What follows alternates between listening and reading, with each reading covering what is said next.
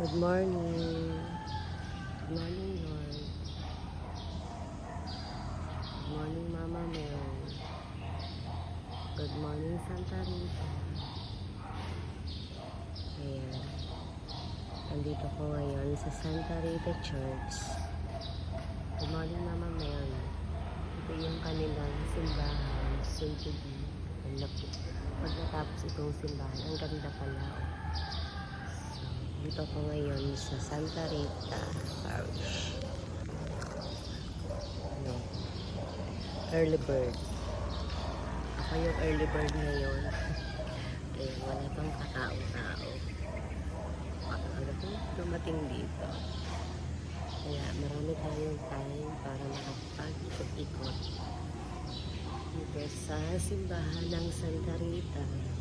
First time ko nakarating dito. Dito kasi kami ngayon magmi-meeting. Ginagawa pa lang yung simbahan nila. Ayan. Kapag nangyari ito, napakaganda. Kaya ipag-pray natin na matapos agad ito ang simbahan ng Santa Rita para makita na natin ang result, ang ganda ng simbahan nila. Kaya si Santa Rita ay talagang favorite saint ko to. Meron akong vlog, makikita niyo dyan sa comment, sa link. Meron akong YouTube na vlog dyan. So, panoorin niyo kung ano yung kanyang talambukan. Matagal ko na siyang nakilala sa vlog. So, first time ko lang makarating dito na meron tayo dito simbahan ni Santa Rita. Kaya I'm so blessed dahil nandito na ako, nakita ko na ang simbahan ng Santa Rita.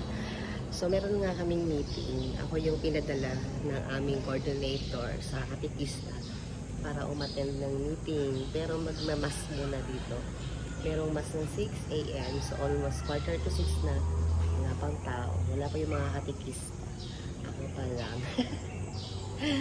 Lagi ako early bird. Kasi hinatap ko pa itong lugar na to. So, yun lang.